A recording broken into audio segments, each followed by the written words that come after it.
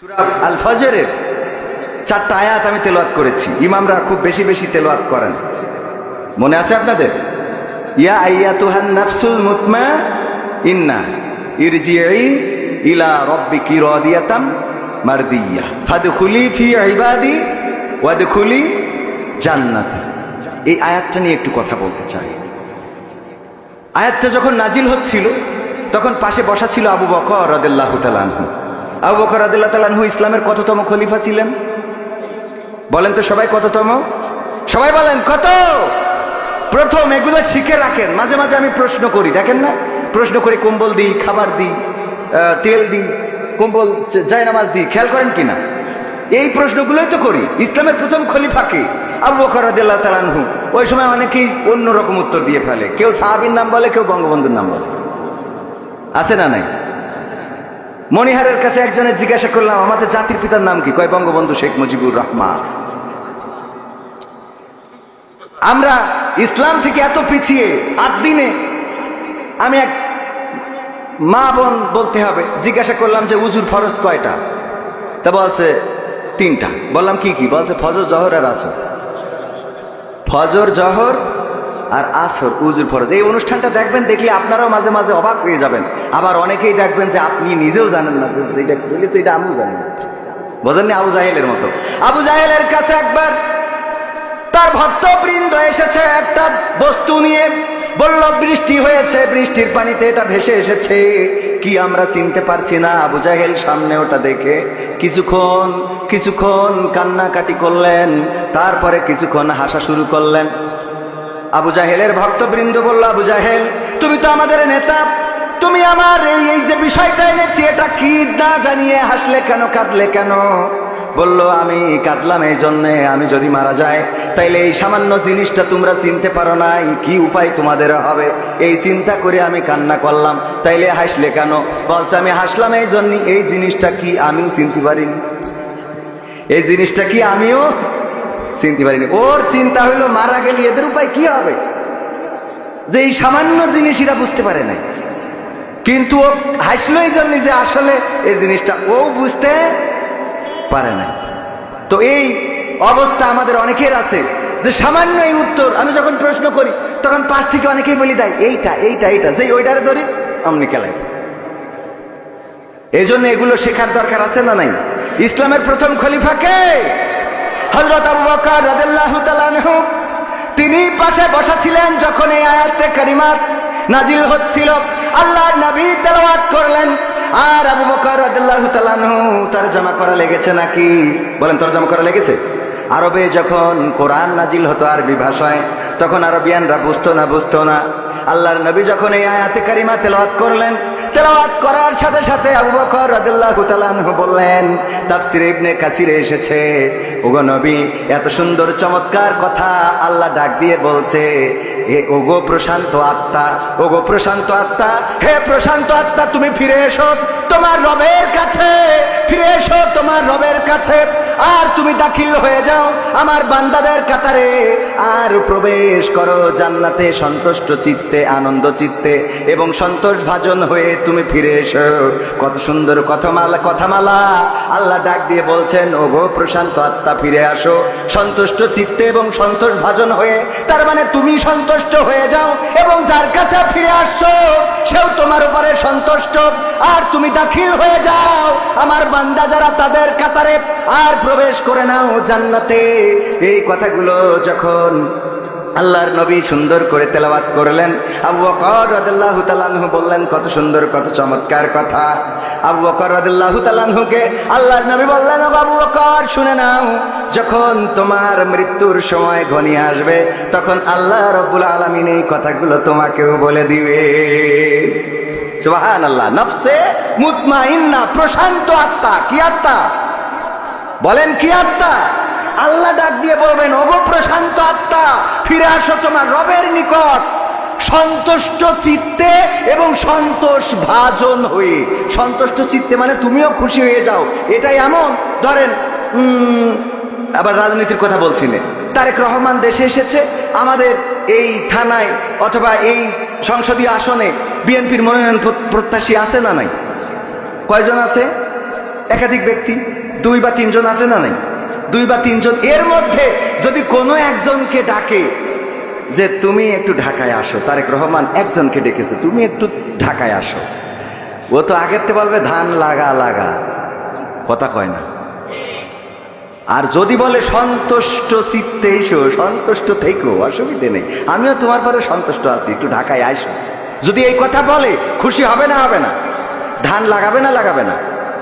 কথা কয় না। আপনাদের কি কষ্ট হচ্ছে? লাগাবে না লাগাবে না? বলবে লাগা লাগা। হ্যাঁ, এটা বলবে, বলে চলে যাবে ঢাকায়। ও আমার ভাইয়েরা, এই যদি একটা মনোনয়নের জন্য যদি এত খুশি হয়, একটা নমিনেশনের জন্য যদি একটা মানুষ এত খুশি হয়, শুধু যদি ডাকে যে তুমি আসো, খুশি থেকো, আমি তোমারে খুশি করে দেব, আমি তোমার উপরে খুশি আছি, মানুষ যদি মানুষকে বলে, তাইলে যদি খুশি হয়ে যায়, আল্লাহ যদি কোনো বান্দাকে বলে, তার খুশিটা কেমন হওয়া উচিত চিন্তা করেন। আল্লাহ বলছে, ওগো আমার বান্দা, ফিরে এসো তোমার রবের কাছে, এসো তোমার রবের কাছে, যেই রবের জন্য তুমি তাহাজ্জুদের নামাজ আদায় করেছো, যেই রবের জন্য তুমি জাই নামাজ ভিজিয়েছো, চোখের অশ্রু ফেলেছো, সেই রবের কাছে ফিরে আসো, যেই রবের জন্য গোটা রমাদানের মাস রোজা রাখতে, না খেয়ে থাকতে, ইফতারটা সামনে নিয়ে বসে থাকতে, যতক্ষণ আজান দেয় নাই ততক্ষণ পর্যন্ত তুমি খাবার খাও নাই, পানি পান করো নাই, যেই রবের জন্য, সেই রব আমি তোমাকে ডাকছি, তুমি ফিরে আসো আমার কাছে সন্তুষ্ট চিত্তে এবং সন্তোষ ভাজন হয়ে, আর দাখিল হয়ে যাও আমার বান্দাদের কাতারে, প্রবেশ করো জান্নাতে। এই কথাটা যাদের জন্য আল্লাহ বলবেন, এদের থেকে ভাগ্যবান আর কেউ কি থাকতে পারে? বলেন, আর কেউ থাকতে পারে? যখন আমাদের কেউ থাকে না তখন থাকেন কে? যখন আমাদের কেউ দেখে না তখন দেখেন কে? যখন আমাদের কেউ খোঁজে না তখন খোঁজেন কে? আল্লাহর নাম নিতে যদি কষ্ট হয়, দরকার নাই, যে আল্লাহ ছাড়া বিপদ উদ্ধার হয় না। মনিরুল ডাক্তার সাহেব স্টেজে আছে, মনিরুল ডাক্তার সাহেব আমার সাথে এসেছে, হঠাৎ অসুস্থতা, যদি মনিরুল ডাক্তারের কাছেও যেতে চান, পাল্লায় যাইতে সময় লাগবে না লাগবে না? যদি কলটা দিতে চান, ফোনটা ধরাইতে সময় লাগবে না লাগবে না? কলটা সে রিসিভ করবে, ঘুমে আছে না জেগে আছে জানেন না, ডাক্তারের কাছে ফোন দিয়ে হয়তো ফোনেও না পাইতে পারেন, কিন্তু গভীর রাতে পেটের মধ্যে ব্যথা শুরু হয়েছে, চিৎকার করে আল্লাহরে ডাকলে শোনার জন্য কি সময় লাগে নাকি? কথা কয় না, সময় লাগে? আল্লাহরে ডাকলেন, আল্লাহ, ওগো আল্লাহ, পেটের যন্ত্রণায় বাঁচি না, তুমি কোথায় আল্লাহ? আল্লাহ রাব্বুল আলামিন এমন দয়া, ডাকার মতো যদি ডাকতে পারেন, আল্লাহ রাব্বুল আলামিন আপনার যন্ত্রণা কমিয়ে দিবেন। ডাকার মতো যদি ডাকতে পারেন, আল্লাহ আপনার অভাব দূর করে দিবেন। ডাকার মতো যদি ডাকতে পারেন, আল্লাহ রাব্বুল আলামিন আপনার সমস্যা সমাধান করে দিবেন। বলেন সুবহানাল্লাহ। আল্লাহর এই ক্ষমতা আছে না নাই? বলেন আছে না নাই? আল্লাহকে ডাকলেন কে? আদম আলাইহিস সালাম বললেন, রব্বানা যালামনা আনফুসানা ওয়া ইল্লাম তাগফির লানা ওয়া তারহামনা লানাকুনান্না মিনাল খাসিরিন। ও আল্লাহ, ও রব, আমি তোমারে ডাকছি, আমি আমার উপরে জুলুম করেছি, তুমি আমারে ক্ষমা করো, তুমি আমার উপরে দয়া করো, রহম করো। আল্লাহ শুনেছে না শোনে নাই? আল্লাহর ডাকলেন কে?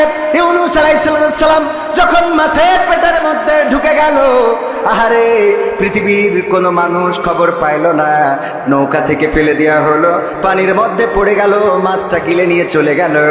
ওই মাছের পেটের অন্ধকারের মধ্যে, পানির অন্ধকারের মধ্যে এবং রাতের অন্ধকারের মধ্য থেকে যখন চিৎকার করে বলল, লা ইলাহা ইল্লা আনতা সুবহানাকা ইন্নী কুনতু মিনাজ জালিমিন।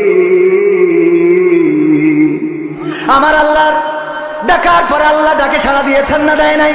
বললেন, ও রব, আমি আমার উপরে জুলুম করেছি, তুমি পুত পবিত্র, তোমার মতো বড় পবিত্র আর কেউ নাই, আমি আমার উপরে জুলুম করে ফেলেছি, আল্লাহ তুমি আমারে ক্ষমা করো, দয়া করো, তুমি ছাড়া উপায় নাই।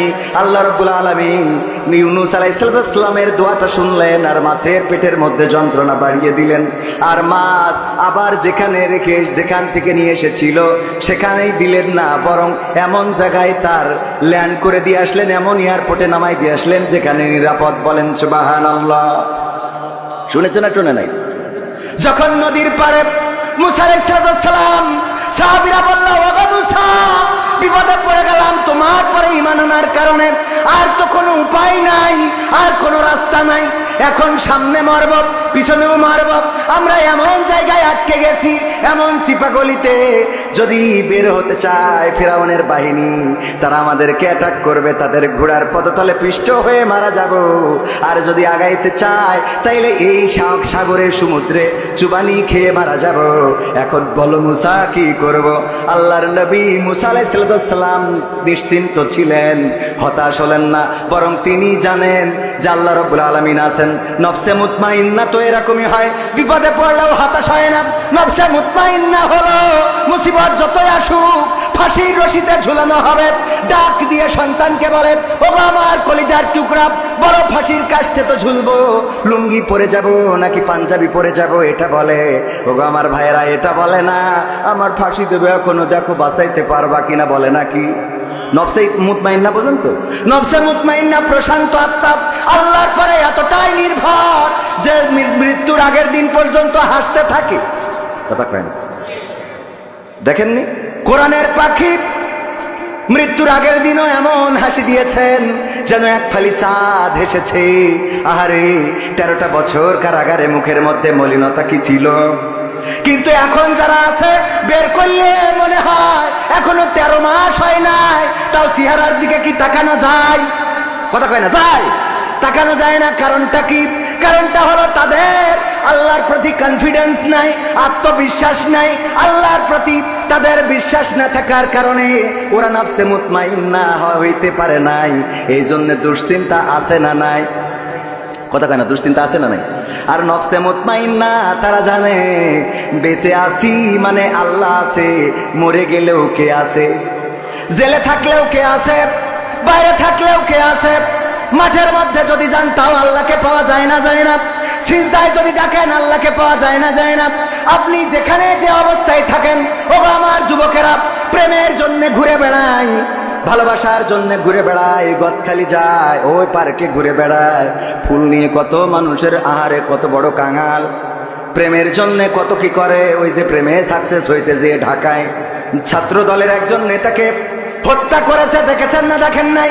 হত্যা করার সাথে সাথে ধারণা করা হয়েছিল হয়তো রাজনৈতিক কোনো হত্যা হতে পারে, কিন্তু আহারে ঘটনাটা কি বের হলো? একজন নারীর জন্য তার জীবনটা দিতে হলো। মিন্নির মতো ঘটনা ঘটেছে, বরগুনার মিন্নির নাম আপনাদের মনে আছে না নাই? ত্রিভুজ প্রেমে জড়িয়ে গিয়েছে, প্রাইভেট টিচার যিনি তার সাথেও প্রেম করেছে, আবার ক্লাস 4 থেকে শুরু করি আর একজনের সাথে লাইন মারা। 9 বছরের প্রেম আর প্রাইভেট টিচারের প্রেম, চিন্তা করে কার সাথে যাব, কার খাবো, কার সাথে থাকবো, এই দুইটা ব্যালেন্স করতে পারে না। আগের প্রেমিকরে বলিছে নতুন ডারে দুনিয়াতে সরাই দাও, যাতে অন্তত আমি সিদ্ধান্ত ভালোভাবে নিতে পারি। আহা, একটা মায়ের কোল খালি করে দিল, খালি সিদ্ধান্ত নেবে যে ও নেই, আমার আর টেনশন নেই, এখন যেটা এইটার সাথে চলবে। লোকজন আগে আসতে বলবে, আসবে না ওখানে,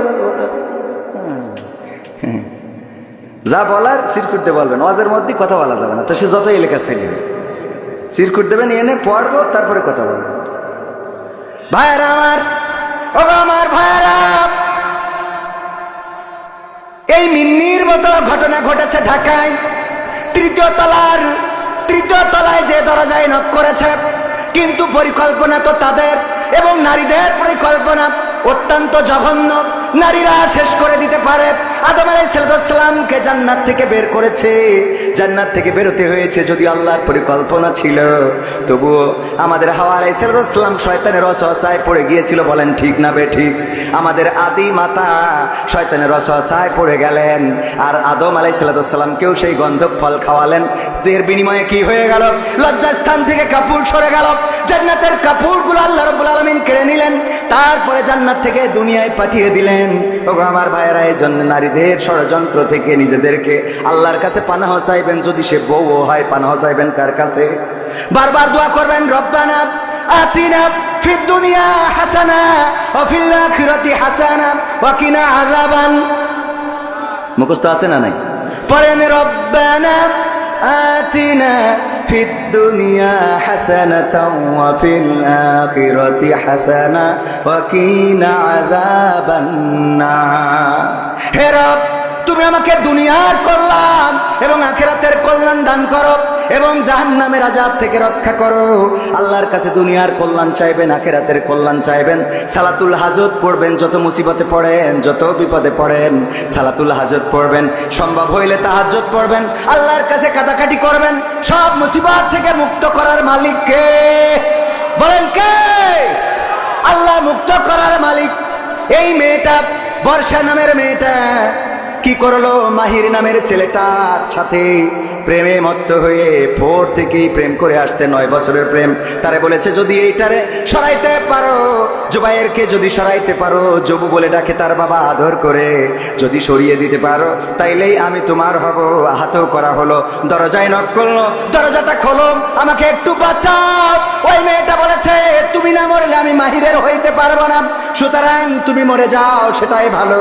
এই যে মেরে ফেললো, আহারে এই প্রেম, এই ভালোবাসা। এখন একজন মায়ের কোল খালি করলো, অপরজনের মা আবার ওই আসামিকে এনে ধরিয়ে দিয়েছে, নিজে পুলিশের কাছে সোপর্দ করেছে। আর যেই মেয়েটার কারণে সেও এখন জেলখানায়। বলেন দেখি, প্রেম কি ভালো কিছু বই আনলো না খারাপ কিছু? তাইলে এই প্রেম কি করা যাবে? না, করবেন না। প্রেমের পিছনে ঘুরবেন না।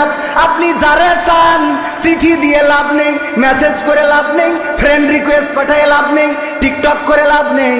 বরং যদি সিজদায় পড়ে আল্লাহর কাছে চাইতে পারেন, আল্লাহ আমার তো মনে হয় ওই মেয়েটা যদি আমার জীবন সঙ্গিনী হয়ে যায় তাইলে আমার জীবনটা সুখের হবে, আমি বড্ড ভালোবাসি। আল্লাহ রাব্বুল আলামিন যদি কল্যাণ মনে করেন তারে তোমারে দিয়ে দিতে পারে না? পারে না? কথা কয় না, পারে না? পারে না? যারা বিয়ে করেছেন তারাও সেই দেখবেন আপনাদের ডবল বিয়ে হইতে পারে। এই আল্লাহ দিতে পারে না? পারে না? এটা কি খারাপ কাজ? খারাপ কাজ? ভাইরা আমার, নফসে মুতমাইন্নার কথা বলছিলাম। প্রশান্ত আত্মা তো এমন। মুসা আলাইহিস সালাম দাঁড়িয়ে আছেন, সাহাবীরা, ওরা মুসা আলাইহিস সালামের সাহাবীরা খুব বেতাড়া ছিল। কি ছিল? বেতাড়া। মানে মুসা আলাইহিস সালাম যদি ওরা বলে সোজা, ওরা যায় বেকা।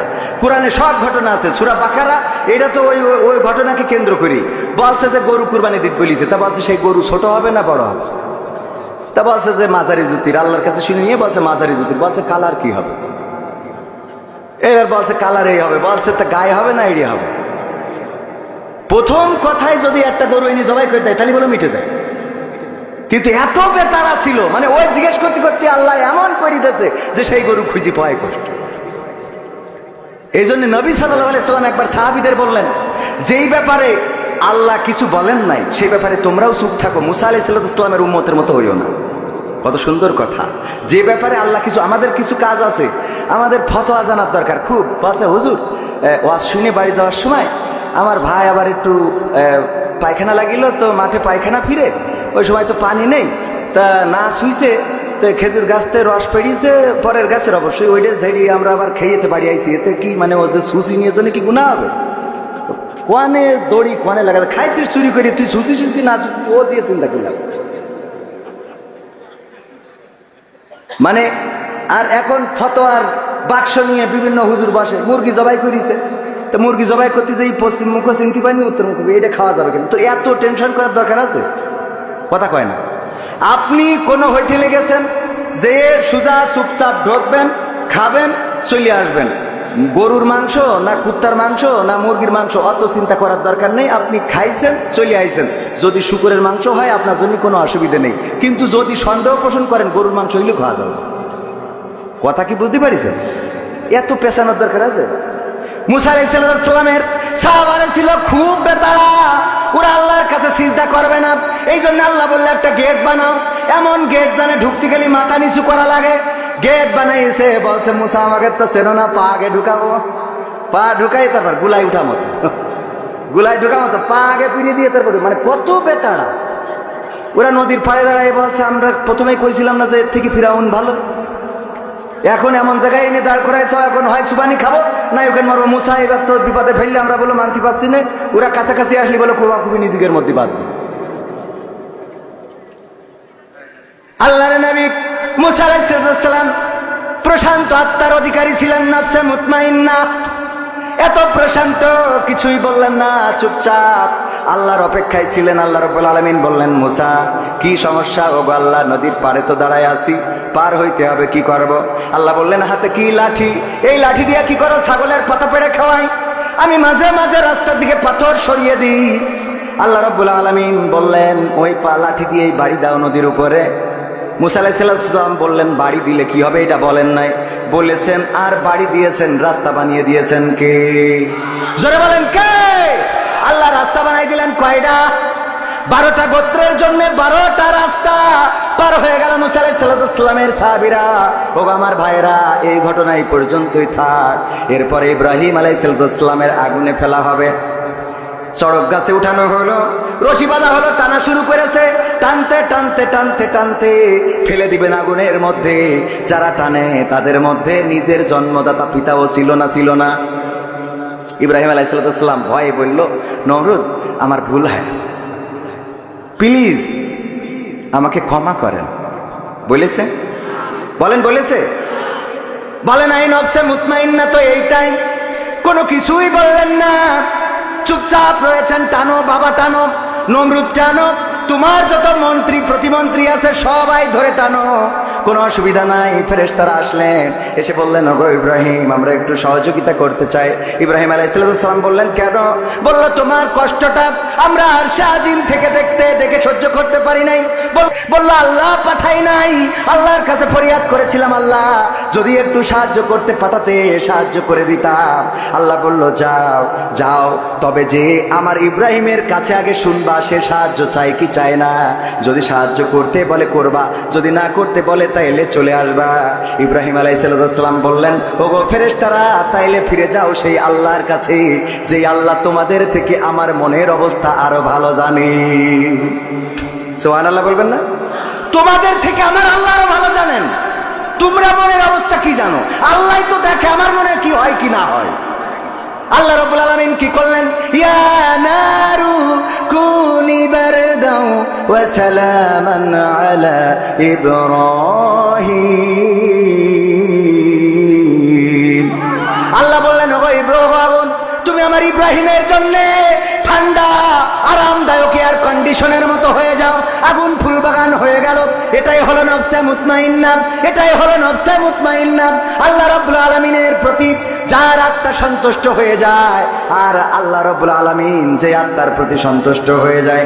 আইয়ুব আলাইহিস সালাম রোগে ভুগতে লাগলেন, সন্তান মারা গেল, সম্পদগুলো সব শেষ হয়ে গেল, স্ত্রীরা চলে গেল, শুধু রহিম আলাইহিস সালাম ছাড়া। এই অবস্থার মধ্যেও আল্লাহর নবী আইয়ুব আলাইহিস সালাম আল্লাহরে ডাকা ছেড়ে দিলেন না। এটা বললেন না, ওগো আল্লাহ তুমি আমারে কেন রোগ দিলে? আমি তো সারাদিন তোমার জিকির করি। এই কথা একবারও বলেন নাই, একবারও এমন কথা উচ্চারণ করেন নাই। অসুস্থর পরে অসুস্থ, গায়ে ঘা হতে হতে পোকা হয়ে গেল, পোকাগুলো গা থেকে ঝরে ঝরে পড়ে। এরপরে আস্তে করে যখন জিহ্বায় পোকা ধরে গেল, জিহ্বাগুলো খাওয়া শুরু করে দিল, তখন আইয়ুব আলাইহিস সালাম ডাক দিলেন, ওগো রব, হে আমার রব, তোমার কাছে কোনো অভিযোগ আমি কোনোদিন করি নাই। আমার সন্তান মারা গেল বলি নাই, আমার সম্পদ ধ্বংস হয়ে গেল বলি নাই, আমার স্ত্রীরা চলে গেল বলি নাই, আমার কাজের মানুষগুলো চলে গেল অভিযোগ করি নাই, আমার গায়ে ঘা দিয়েছো, কুষ্ঠ দিয়েছো বলি নাই, আমার শরীরে পোকা দিয়ে আমার গোশতগুলো খাইয়ে নিয়েছো তাও বলি নাই, অভিযোগ করি নাই। ও আল্লাহ, আজকে অভিযোগ করা ছাড়া কোনো উপায় নাই, কারণ আমি এত কষ্টের মধ্যেও আমি তোমার জিকিরটা করতাম আমার জিহ্বা দিয়ে, আর আজকে তুমি আমার সেই জিহ্বায় পোকা দিয়েছো, আর ওই পোকা আমার জিহ্বাটা খেয়ে ফেলে। ও আল্লাহ, তুমি বলো আমার জিহ্বাটা যদি পোকাই খেয়ে নেয়, তাইলে আমি কেমন করে তোমার জিকির করব, কেমন করে আমি তোমারে ডাকবো, কেমন করে আমি আল্লাহ আল্লাহ বলে তোমারে আহ্বান করব।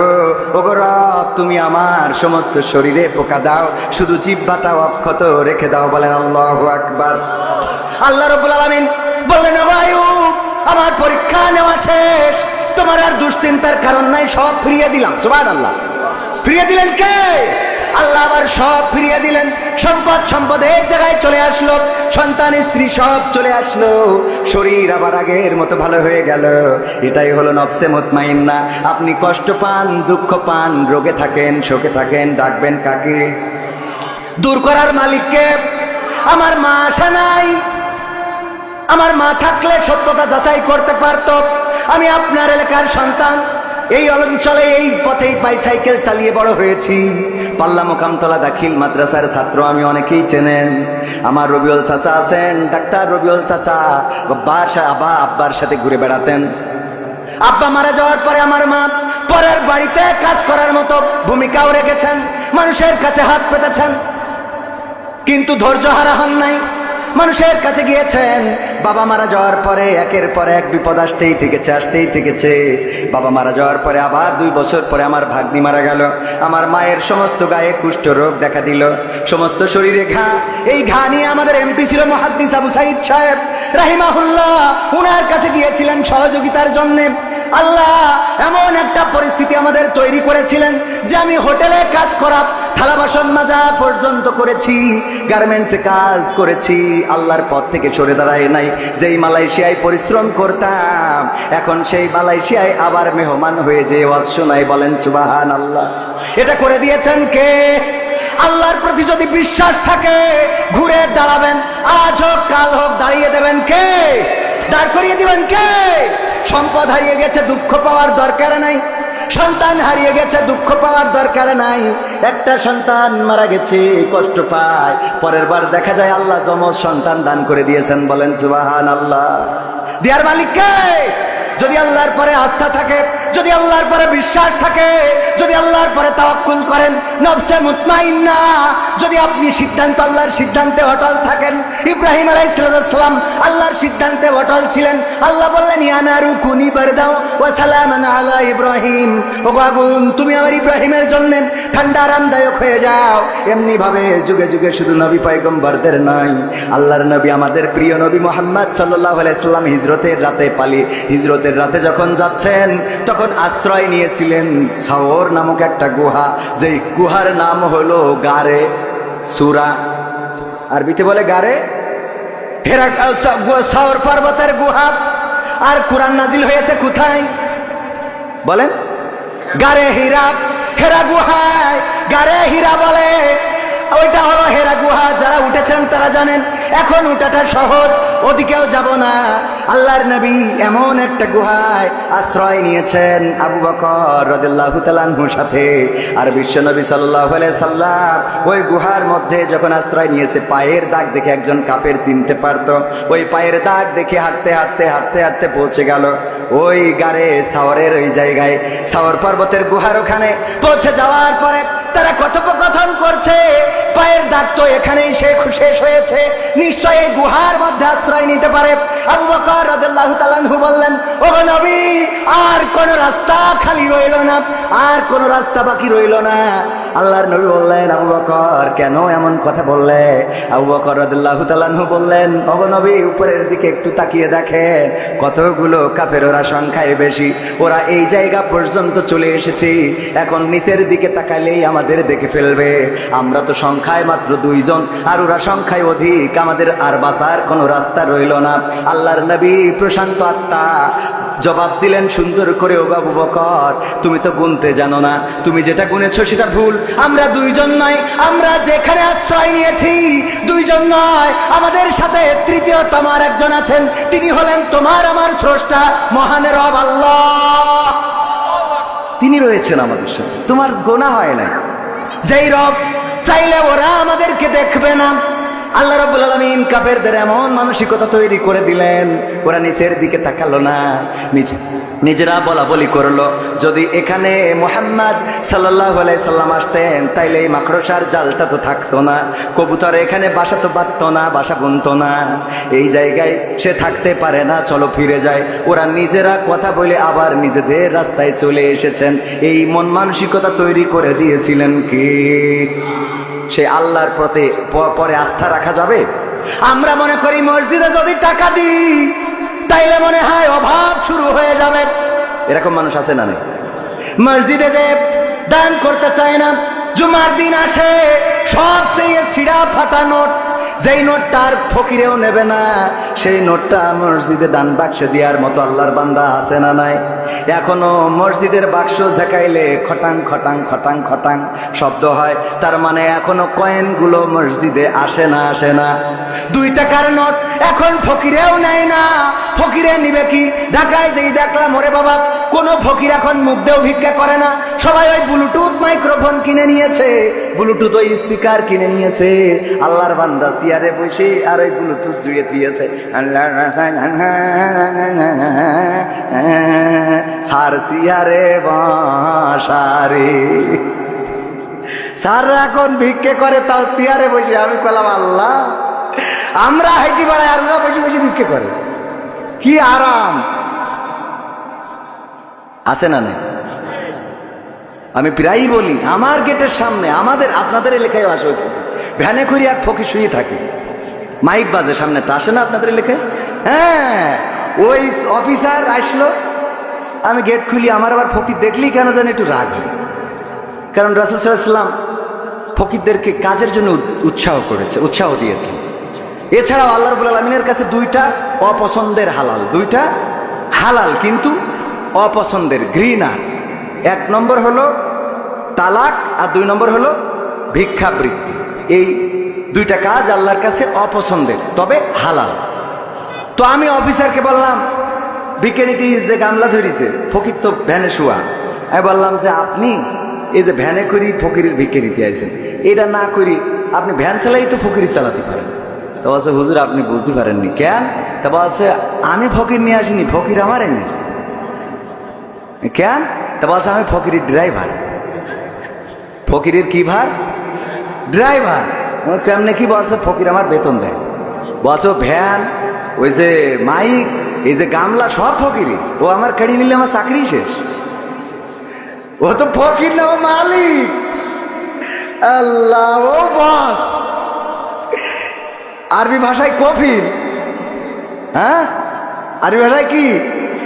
কাতারে বলে মুদির, আর সৌদি আরবে, ইদুর, সিঙ্গাপুর, মালয়েশিয়ায় বলে বস। ও নিয়ে আসে, বলছে আমার মাসে মাসে বেতন দেয়, তাই আমি এই নিয়ে আসি, এই যে গামলা ধরি, এই করি বেড়াইতে হয়। তাই আমি বলছি, মাইক লাগানো কেন? একটু মুখী করতে। বলছে, অত কষ্ট করি পারে কি? আমি শুয়ে রয়েছি কেন? বলছে, বসে থেকে পারা যায় অত, এখানে আরামসে ঘুম দিচ্ছে, দায়িত্ব সবের।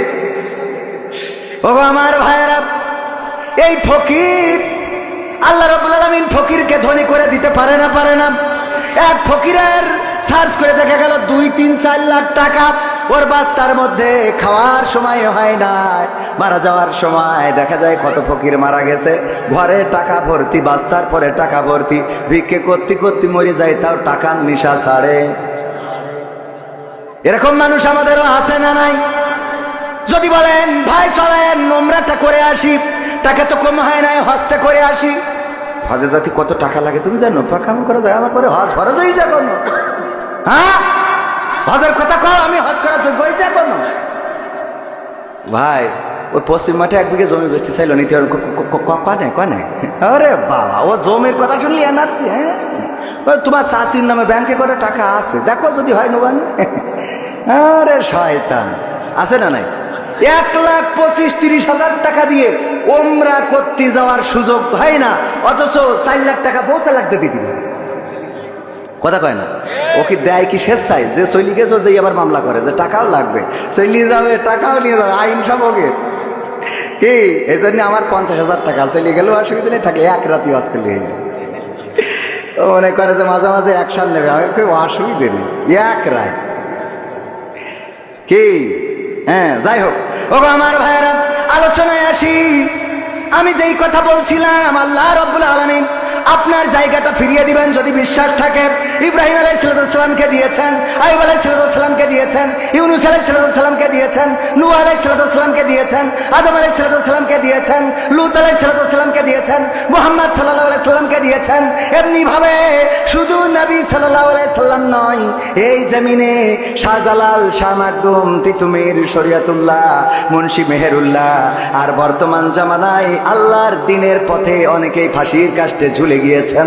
বলেন, তাদের সম্মান বাড়িয়ে দিয়েছেন কি? বাড়িয়ে দিয়েছেন কে? এখন যেই দিকে যাই সেই দিকের গণজোয়ার আছে না নাই? কতক্ষণ আছে না নাই? যেটা শেষ করতে চাইলো সেইটাই আবার তারা কয় এখন আমাদের এইটা ছাড়া রাস্তা।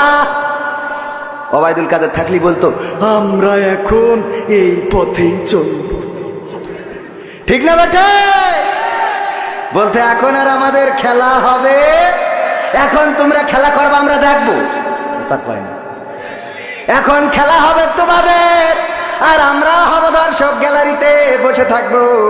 আরে আল্লাহ রাব্বুল আলামিন এভাবেই তো বিজয় দান করে। ধৈর্যের দরকার আছে না নাই? ধৈর্য ধরলেন বিজয় দিয়ে দিচ্ছেন কি? এমনি ভাবে যদি অন্যরাও ধৈর্য ধরে বিজয় দিবেন কে? যদি অধৈর্য হন লাঞ্ছিত করবেন কে? আল্লাহ লাঞ্ছিত করেছেন ফিরাউনকে, নমরুদকে, হামানকে, আল্লাহ লাঞ্ছিত করেছেন আবু জাহেলকে, আবু সুফিয়ান, উতবা, সাইবা, মুগিরা, আবু লাহাব, এমনি ভাবে অসংখ্য কাফেরকে লাঞ্ছিত করেছেন। যারা আল্লাহর বিকল্প পথ খুঁজতে চেয়েছে তারা দুনিয়ায়ও পথ পায় নাই আর আখেরাতেও পাবে। আর যারা আল্লাহর পথ খুঁজে নিবে দুনিয়ায় তারা সম্মানিত হবে আর আখেরাতে তাদের মর্যাদা দিবেন কে? আল্লাহ ডাক দিয়ে বলেন ইয়া আইয়ুহান নাফসুল মুতমাইন্নাহ ইরজিই ইলা রাব্বিকি রাদিয়াতাম মারদিয়া ফাদখুলি ফি ইবাদি ওয়াদখুলি জান্নাতি। ওগো আমার বান্দা, তুমি ফিরে আসো তোমার রবের কাছে, তুমি ফিরে আসো তোমার রবের কাছে সন্তুষ্ট চিত্তে এবং সন্তোষ ভাজন হয়ে, আর প্রবেশ দাখিল হয়ে যাও, আমার বান্দাদের কাতারে শামিল হয়ে যাও। আমার প্রিয় বান্দা যারা, প্রিয় বান্দা কারা? আল্লাহর নবী, আল্লাহর ওলি যারা ছিল, আবু লাহাব, আল্লাহর ওলি কারা ছিল? শাহজালাল, শাহ মাকদুম আল্লাহর ওলি ছিলেন। মুন্সি মেহেরুল্লাহ, তিতুমির, বখতিয়ার, ইখতিয়ার এমনি ভাবে আল্লাহর ওলি ছিলেন। আর আল্লাহর নবীদের নাম তো সবাই জানেন, তাদের কাতারে শামিল করে দিবেন কে? আর প্রবেশ করতে বলবেন জান্নাতে। এর থেকে বড় বিজয় কি মুমিনের আর হতে পারে? এই বিজয় চান কে? কে হাত দেখতে চাই? নারায়ে তাকবীর, লিল্লাহি তাকবীর। আল কোরআনের আলো, আল হাদিসের আলো, আমার নেতা তোমার নেতা, নারায়ে তাকবীর। আল্লাহ রাব্বুল আলামিন, আল্লাহর পরে যদি আস্থা থাকেন, বিশ্বাস যদি থাকে, আল্লাহ আপনার রাস্তা করে দিবেন। সেই আল্লাহর পরে বিশ্বাস রেখে দিনের পথে চলার দরকার আছে না নাই? কোরআনের পথে চলার দরকার আছে না নাই? সমাধান খুঁজে খুঁজে ক্লান্ত হয়েছো যারা, সমাধান যদি পেতে চাও সব পথ গিয়ে ভুলে কোরআন দেখো খুলে। সমাধান যদি নিতে চাও, সমস্যা যত সব দূর করে দিবে রব, সমস্যা যত সব দূর করে দিবে রব, যদি তুমি যাও চেয়ে যাও সমাধান। সমাধান খুঁজে খুঁজে ক্লান্ত হয়েছো যারা, সমাধান যদি পেতে চাও সব পথ গিয়ে ভুলে কোরআন দেখো খুলে। সমাধান যদি নিতে চাও, কোরআন ধরি না বলে, কোরআন পড়ি না বলে চারিদিকে হই লাঞ্ছিত, কোরআন জানি না বলে, কোরআন মানি না বলে সব অধিকার বঞ্চিত। কোরআন ধরি না বলে, কোরআন পড়ি না বলে চারিদিকে হই লাঞ্ছিত, কোরআন জানি না বলে, কোরআন মানি না বলে সব অধিকার বঞ্চিত। মরিচিকার পিছে না ঘুরে মিছে মিছে, মরিচিকার পিছে না ঘুরে মিছে মিছে, কোরআনটা খুলে দেখে নাও সমাধান। সমাধান খুঁজে খুঁজে ক্লান্ত হয়েছো যারা, সমাধান যদি পেতে চাও সব পথ গিয়ে ভুলে কোরআন দেখো খুলে। সমাধান যদি নিতে চাও, কোরআনেই খুঁজে পাবে সংসার নীতি, আর কি হবে রাষ্ট্রের নীতি। কোরআনের আইন চললে দেশে দূর হবে সব দুর্নীতি। কোরআনেই খুঁজে পাবে সংসার নীতি, আর কি হবে রাষ্ট্রের নীতি। কোরআনের আইন চললে দেশে দূর হবে সব দুর্নীতি। মানব রচিত মতে শান্তি খুঁজো না পথে, মানব রচিত মতে শান্তি খুঁজো না পথে, কোরআনটা খুলে দেখে নাও সমাধান। সমাধান খুঁজে খুঁজে ক্লান্ত হয়েছো যারা, সমাধান যদি পেতে চাও সব পথে গিয়ে ভুলে কোরআন দেখো খুলে। সমাধান যদি নিতে চাও, কোরআনের সমাধান আছে না নাই? সব সমস্যার সমাধান। যারা বলেননি তাদের বিশ্বাস হয়নি। সব সমস্যার সমাধান, জোরে বলেন, সব সমস্যার সমাধান, সব সমস্যার সমাধান। এই কোরআনের সাথে আমাদের কারো বিরোধ আছে? আওয়ামী লীগ যারা, তারা কোরআন মানে না, মানে না। বিএনপি যারা কোরআন মানে না, মানে না। জামাত যারা কোরআন মানে না, মানে না। অন্য দল যারা করে তারা কোরআন মানে না। কোরআন যদি মানে জামাত করা লাগবে না, হেফাজত করা লাগবে না, চরমনাই করা লাগবে না, কওমি আটরশি আলিয়া কোনো কিছু করা লাগবে না। কোরআনের দল, কোরআনের আইন কায়েম করার জন্য যদি আমলিগরা জেগে ওঠে, সেই আমলিগ করলেও হয়ে যাবে। বলেন ঠিক কিনা? যদি বিএনপিরা কোরআন কায়েম করে দিতে চায়, সেই বিএনপি করলেও হক আদায় হবে না? হক আদায় হয়ে যাবে। আমি কোন দলের কথা বলতে চাই না, আমার কথা হলো কোরআনের দল করবে যারা, তাদের পক্ষে আমরা। বলেন ঠিক না বেঠে? যে কোরআনের পক্ষের লোক, সে যেই হোক, আমি তার পক্ষের লোক। কথা ঠিক না বেঠি? কোরআনের পক্ষে যেই কথা বলবে, কোরআনের চেয়ে সত্য কথা আর কেউ বলে না। হাদিসের মধ্যেও জাল হাদিস, হাদিসের মধ্যেও হাদিসের প্রকারভেদ আছে না নাই? 6টা তো সহিহ গ্রন্থ। কোনটা? বুখারী, মুসলিম, আবু দাউদ, নাসাই, ইবনে মাজাহ, তিরমিজি। কয়টা বলেন? কয়টা? এই 6টা জিজ্ঞেস করলে অনেকেই বলতে পারবেন না, আমি ভালো পারি না, তাও শিখে ফেলেছি। কারণ না বললে মাঝে মাঝে যদি ধরে বসে কেউ। তো এই 6টা হাদিস সিয়াসিত্তা আমরা সহিহ গ্রন্থ মনে করি। এই 6টারও প্রকারভেদ। বুখারী এবং মুসলিম শরীফে যে হাদিসটা এসেছে, সেটাকে আমরা আরো গুরুত্ব দিয়ে বলি মুত্তাফাকুন আলাইহি। বলি না যে এই হাদিসটা খুবই গুরুত্বপূর্ণ, যে এই 2টা কিতাবে এসেছে। আবার অনেক রাবি আছে যে রাবি পরিচিত না, এই জন্য আমরা ওই সাহাবিগুলো, ওই হাদিসগুলোকে গরিব হাদিস বানাই নিয়েছি। ওই হাদিসগুলোকে আমরা, অনেক হাদিস আছে যে হাদিসগুলোকে জালও বানাই ফেলেছি। এরম আছে না নাই? কথা কয় না। কিন্তু কোরআনের মধ্যে কি এরকম প্রকারভেদ আছে? বলেন আছে? সুতরাং কোরআন থেকে যে কথা বলে, এর থেকে সত্য কথা আর কেউ বলে না। বলেন সুবহানাল্লাহ। কোরআন দিয়ে যে কথা বলে, তার মতো সত্য কথা আর কেউ বলে। নবীর নামেও অনেক মিথ্যা কথা চালানোর লোক আছে। শিশু নবী মোস্তফায় রাস্তা দিয়ে হাঁটা যায়, হরিণ একটা বান্দা ছিল গাছের তলায়। কথা কয় না?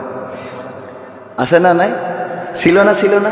ওই সময় আমাদের মুরব্বীজনেরা শুনতো আর খাইতো, আহারে হরিণ একটা বান্দা ছিল। এই পর্যন্ত কোরআন হাদিস দিয়ে কি এই ঘটনা পাওয়া গেছে? এই কথা শুনিয়া গো কান্দে বিবি ফাতেমাই রে সাদের মদিনায়। এই সংসারে গরিব রে কেউ ভালোবাসেন নাই রে, ভালোবাসেন নাই। সুরটা মনে আছে না? হ্যাঁ, এখন আর এইগুলো চলে। কারণ তখন কোরআন মানুষ জানতো না, পড়তো না, বুঝতো না, এই জন্যে যা ফালাই দিত সেইগুলো চলে যেত। এখন আর এইগুলো চলার সুযোগ, কথা কয় না। কিন্তু কোরআন থেকে যে বলেছে, সে সত্য বলেছে। 1400 বছর আগে যে বলেছে, 14 কোটি বছর, 1400 কোটি বছর পরেও যে বলবে, এইটাই সত্য কথা। বলেন সুবহানাল্লাহ। সুতরাং সেই কোরআনের কথা মানার দরকার আছে না নাই? আল্লাহ এই কোরআনে বললেন, ইয়া আইয়ুহাল্লাযীনা আমানু হাল আদুল্লুকুম আলা তিজারাতিন তুনজিকুম মিন আযাবিন আলীম। ওগো ঈমানদারেরা, আমি কি তোমাদের এমন একটা ব্যবসার সন্ধান দিয়ে দেব, যে এই ব্যবসা করলে তোমরা কঠিন জাহান্নামের আযাব থেকে বেঁচে যাবে। আল্লাহ আমাদের কাছে জানতে চেয়েছেন যে এমন একটা ব্যবসা ধরাই দিই, যে এই ব্যবসা করলে জান্নাতে যাবা। এই ব্যবসার দরকার আমাদের আছে না নাই? বলেন আছে না নাই? কার এই ব্যবসার দরকার? হাত উঁচু করেন যে জান্নাতে যাবেন। লিল্লাহি তাকবীর, নারায়ে তাকবীর।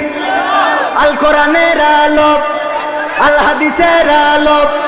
আমার নেতা, তোমার নেতা। ও আমার ভাইরা, যদি জান্নাতে যেতে চান, যদি জাহান্নামের আযাব থেকে বাঁচতে চান, আল্লাহ বলল ব্যবসা ধরাই দিই। আমরা তো ব্যবসাটা খুব পছন্দ করি। আমি ওয়াজ করি, এত টাকা পাই। আবার এই শিমুলিয়ায় আমার একটা এজেন্ট ব্যাংক আছে না নাই?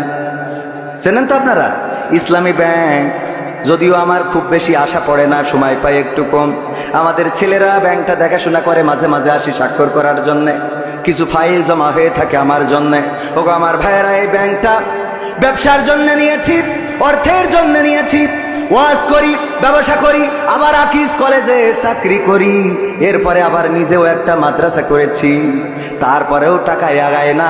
এই জন্য এখন আবার মধু বিক্রি করি, তেল বিক্রি করি, চিয়া সিড বিক্রি করি, সিড মিক্স বিক্রি করি, ঘি বিক্রি করি। অনলাইনে আসে না নাই? মানে ব্যবসা দেখেন কয়টা খুলে বলি, আরো তো বল কি ব্যবসা কেমন পছন্দ করি। আল্লাহ দিলি, হ্যাঁ শুধু ব্যবসার জন্য তো আর ব্যবসা না, কিছু খেদমতের জন্য ব্যবসা। কিসের জন্যে?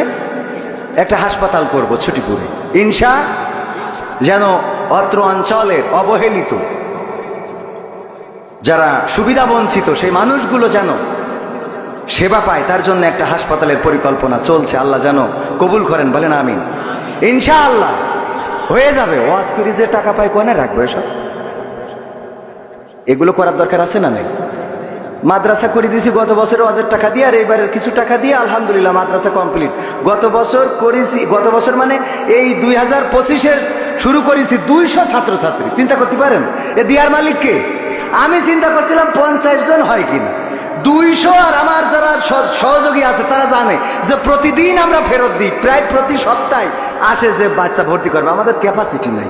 বললাম যে মাপ চাই, আপনারা জানুয়ারিতে আসেন ইনশাআল্লাহ। আমার উস্তাদ মাহবুবুর রহমান আছে সামনে, উনিও জানেন প্রতিনিয়ত অভিভাবকরা জোর করে এসে বাচ্চা নিয়ে ক্লাসে বসে থাকে, কয় ভর্তি নেন আর না নেন, বসে থাকলাম। এই বছর আশা করছি যে 400+ হয়ে যাবে ছাত্রছাত্রী, এবং পড়ার মান আলহামদুলিল্লাহ। আপনার ছেলে জেনারেল পড়বে কিন্তু ক্লাস 8-এর মধ্যে ও কোরআনের 30 নম্বর পারাটা মুখস্থ করে ফেলবে। শুধু তাই না, ও এসএসসি পাস করবে, আইএ পাস করবে, অনার্স করবে, মাস্টার্স করবে, গ্রামে আসবে জুমার মসজিদের খুতবা দেবে। হ্যাঁ, এমন স্কলার তৈরি করব। খালি মনে করেন মাওলানা হইলেই নামাজ পড়াইতে পারে, হুজুর না হইলে পারে না। হুজুর বাদেও নামাজ পড়াই দেখাই দেবো যে ওরা কিরাম পারে। আমার থেকে বড় বড় হুজুর হবে, ওয়াজ করবে, তা আমি সামনে বসে শুনবো খালি। আর আমার একটাই উদ্দেশ্য, যদি পরকালের ময়দানে কোনো একজন ছাত্র বলে আল্লাহ আমি কবির বিন সাওয়াদের প্রতিষ্ঠিত মাদ্রাসায় পড়তাম, আল্লাহ তুমি ও জাহান্নামে নিও না, ওর একটু ক্ষমা করে দাও, আমার এইটাই সার্থকতা। এর বাইরে আর কিছু নেই। পরকালে যদি একজন দাঁড়াই বলে আল্লাহ জেনে ওর নিয়ে যাচ্ছ, আল্লাহ ও তো আমাদের হুজুর ছিল, ও তো জীবনে পাপ করি সব বুঝতে পারিছি, আল্লাহ ক্ষমা করে দাও, আমি ওই হুজুরি মাদ্রাসার ছাত্র ছিলাম, এইটাও আল্লাহ রাব্বুল আলামিন এতটুকুতে জাহান্নামের আগুনটা মাফ করে দিতে পারে। বলেন সুবহান। কোন আমলে আল্লাহ মাফ করবেন, কোন আমলে আল্লাহ ক্ষমা করবেন আমরা কেউ জানি? বুখারী শরীফের হাদিস, সময় নেই, ওইটা আরেকদিন এসে শোনাবানে, আর যদি সুযোগ পাই বলবো, শুনবেন। একটা সুন্দর হাদিস আছে যেটা আপনার জান্নাতে যাওয়ার। চরমনায়ের পীর সাহেব মরহুম রাহিমাহুল্লাহ খুব সুন্দর একটা কথা বলতো, ওগো আল্লাহর বান্দারা, তোমরা হতাশ হও না, নিরাশ হও না। যদি এমন হয় পরকালের ময়দানে সমস্ত মানুষ জান্নাতি হয়ে গেছে, একজন মাত্র জাহান্নামী, তাহলে তুমি যেন মনে করো না ওই একজন তুমি হইতে পারো না। এটা মনে রাখবা না, মাথায় রাখবা, সব মানুষ যদি জান্নাতি হয়ে যায়, তুমি একজন যদি জাহান্নামী হয়, সেই একজন আল্লাহর বান্দা তুমিও হয়ে যেতে পারো। আবার যদি সব মানুষ জাহান্নামে যায় আর একজন মানুষকে যদি আল্লাহ জান্নাতে দেয়, তবে তুমি আশা ছাড়বা না। আল্লাহ রাব্বুল আলামিন বলেছেন লা তাকনাতু মির রাহমাতিল্লাহ, আল্লাহর রহমত থেকে নিরাশ হও না, আশা ছাড়বা না আল্লাহর বান্দা যে সব মানুষ জান্নাতি হয়ে গেল, সব মানুষ জাহান্নামী হয়ে গেল, একজন জান্নাতি, ওই একজন আমি হব না। আল্লাহ যদি চান ওই একজন আল্লাহর বান্দা তুমি হয়ে যেতে পারো। আব্দুল কাদের জিলানী মাঝে মাঝে কান্না করতেন আর বলতেন, ওগো আল্লাহ তুমি যদি আমারে জাহান্নামে দাও, তুমি যদি আমারে জাহান্নামে দাও আমি দুঃখ করব না, কিন্তু তুমি যদি আমারে জান্নাতে দাও তা আমার দুঃখ থাকবে। এই কারণে তুমি যদি আমারে জান্নাতে দাও আর যদি কোনোদিন আমার খবর না নাও, কোনোদিন আমারে যদি একটু নাম ধরে না ডাকো, আব্দুল কাদের জিলানী কেমন আছো, কেমন লাগে তোমার, জান্নাত কেমন হলো, যদি আমার খোঁজ না নাও তাইলে আমি জান্নাতে থেকেও কষ্ট পাবো। আর যদি তুমি আমারে জাহান্নামে দিয়ে বলো, ওগো আব্দুল কাদের জিলানী জাহান্নামে তোমার কেমন লাগে, তুমি এই খবরটা নিলে আল্লাহ আমি ওই জাহান্নামটাই বেছে নেব। বলেন আল্লাহু আকবার। আল্লাহর সন্তুষ্ট অর্জন করার দরকার আছে না নাই? আল্লাহ বললেন ব্যবসা ধরাই দিতে চাই, যেই ব্যবসা তোমার জাহান্নাম থেকে মুক্তি দিবে, তার মানে জান্নাতি বানিয়ে দিবে, সেই ব্যবসাটা তোমরা করতে রাজি আছো কি নাই? আমরা যদি আল্লাহর সাথে সরাসরি কথা বলতে পারতাম তাইলে বলতাম আল্লাহ রাজি, শিগগিরই ব্যবসাটা বলেন। আল্লাহ রাব্বুল আলামিন পরের আয়াতে বললেন তুমিনুনা বিল্লাহি ورسوله وتجاهدون في سبيل الله بأموالكم وأنفسكم ذلكم خير لكم إن كنتم تعلمون আমার আল্লাহ বললেন ও নবী আপনি যারা এই ব্যবসা করতে চায় তাদেরকে জানাই দেন আল্লাহ কোরআন দিয়ে নবীর মাধ্যমে জানিয়ে দিলেন আর সেই ব্যবসাটা হলো তুমিনুনা বিল্লাহ আমি আল্লাহর প্রতি ঈমান আনতে হবে ওয়া রাসূলিহি এবং আমার রাসূলের প্রতি ঈমান আনতে হবে ওয়া তুজাহিদুনা ফি সাবিলিল্লাহ এবং প্রচেষ্টা করতে হবে আল্লাহর রাস্তায় কার রাস্তায় জিহাদ মানে লড়াই করা মারামারি করা ফাটাফাটি করা কাটাকাটি করা এটাই সীমাবদ্ধ নয় জিহাদ শব্দের অর্থ হলো প্রচেষ্টা করা আল্লাহর রাস্তায় প্রচেষ্টা করা সেটা হতে পারে মসজিদ নির্মাণ হতে পারে মাদ্রাসা নির্মাণ হতে পারে টিউবওয়েল পোতা হতে পারে মানুষের জন্য গাছ লাগানো আল্লাহর রাস্তায় এই কাজগুলো করার জন্য আল্লাহ বললেন যদি আমার রাস্তায় প্রচেষ্টা করতে পারো বিয়াম ওয়ালিকুম মাল দিয়ে ওয়ানফুসিকুম এবং জান দিয়ে তবেই তোমরা সফল কাম হয়ে যাবে বলেন সুবহানাল্লাহ সফল কাম করে দিবেন কে এই ব্যবসা করার দরকার আছে না নাই বলেন আছে না নাই গলার আওয়াজ একটু জোরে বলেন আছে না নাই হাত উঁচু করে বলেন আছে না নাই জোরে হাত উঁচু করেন টান্ডে আছে না নাই হাত উঁচু করেছেন ভাইরা আমার আমি দেখে লাভ নাই দেখেছেন কি আল্লাহর রাস্তায় যদি ব্যবসা করতে পারে আল্লাহ রাব্বুল আলামিন আপনাকে ব্যবসায় যদি উত্তীর্ণ করেন দুনিয়া এবং আখিরাতে কল্যাণ দিতে পারে না বলেন পারে না সবচেয়ে বড় ভাগ্যবান তো সে যে আল্লাহর সাথে ব্যবসা করে আল্লাহ রাব্বুল আলামিন বলেছেন ইন্নাল্লাহা আশতারা মিনাল মুমিনিনা আনফুসাহুম ওয়া আমওয়ালাহুম বিআন্না লাহুমুল জান্নাহ আমার আল্লাহ বলছেন ওগো